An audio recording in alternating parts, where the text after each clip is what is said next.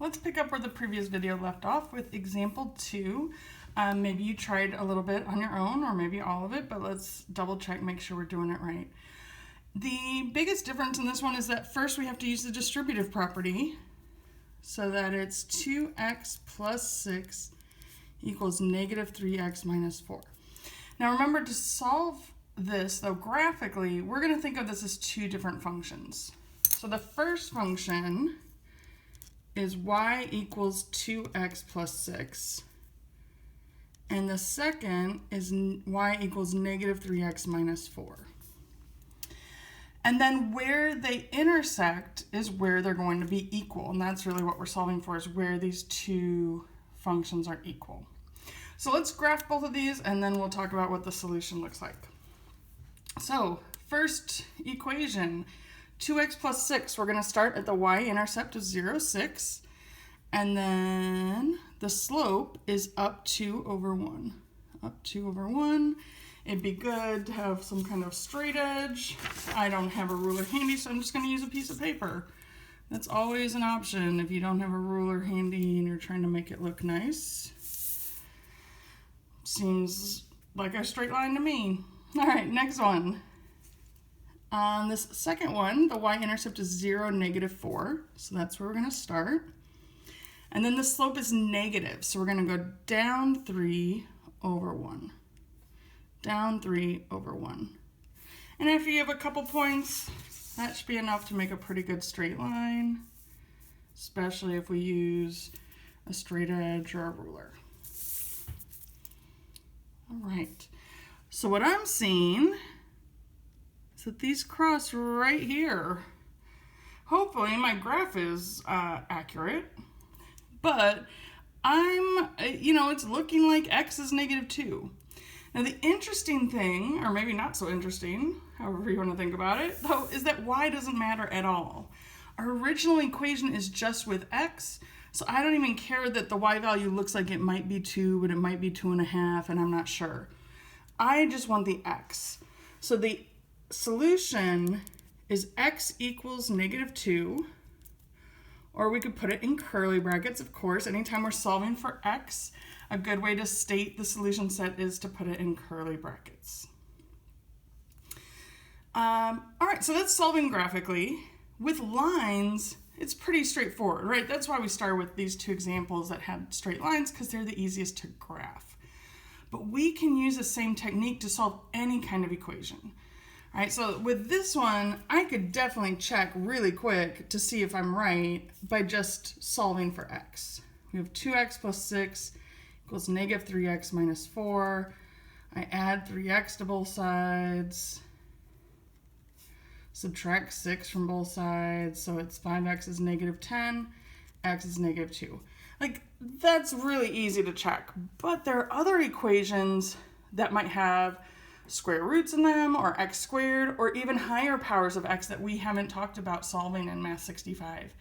And this technique will always work, as long as we can see where the two sides cross each other on the graph.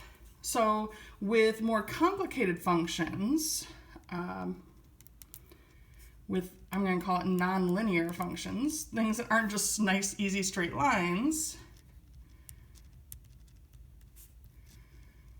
you can use Desmos.com to graph both sides.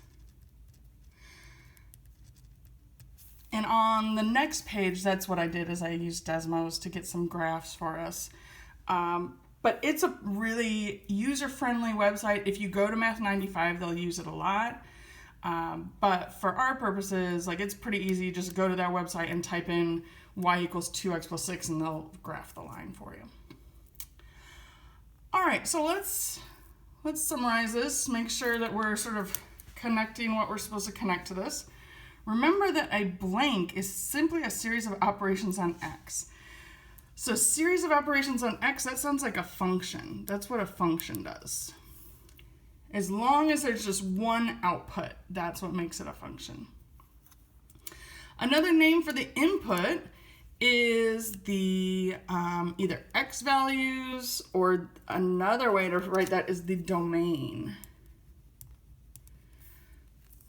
And another name for the output are the y values, which is also called the range. Excellent. So let's turn the page and do some of these same kind of things, but with inequalities. An inequality just means that instead of equals with an equation, so equations are equals, inequalities are one of these symbols. We're not going to do the not equal one, but technically that's not an equal sign. We're going to focus on less than, greater than, less than or equal to, or greater than or equal to. Graphically, if we're solving these graphically, we're going to look at where the graphs intersect, just like we did when we were setting them equal.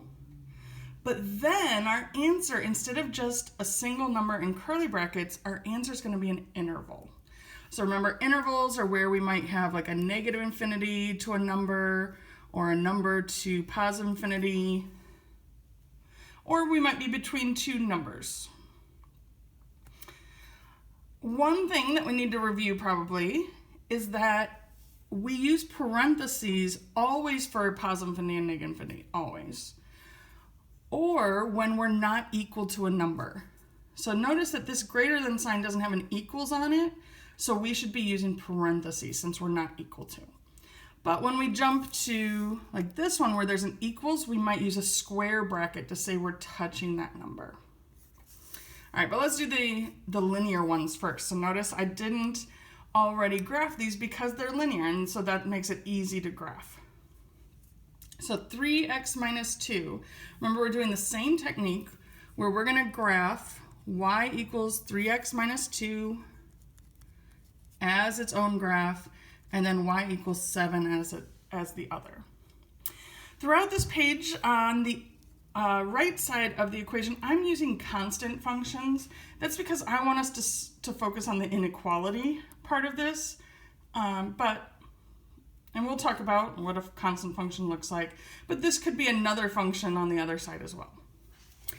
All right, so 3x minus 2, we start at 0, negative 2, slope of 3, so up 3 over 1, and then use a straight edge or a piece of paper to make it look like a decent line. And now we got to remember what y equals 7 looks like. Y equals 7 just means we go up to 7. Here's y equals 7. This was y equals negative 2. But this time there's no x, there's no slope. So that means the slope is 0, which makes it just a horizontal line. So this is the line y equals 7. It's a horizontal line that goes through 0, 7. And now we can see pretty clearly where these cross, which is at 3, 7. So if we're just setting these equal to, the answer would be x equals 3. But I'm not setting them equal to each other. I'm seeing where does the slanted line with slope of 3, where is that greater than 7? So it seems like it's greater than 7 right there. So now we got to figure out, what does that mean about the x values? So we're really asking what x values make the line go above 7. And in this case, the x values are 3 and above.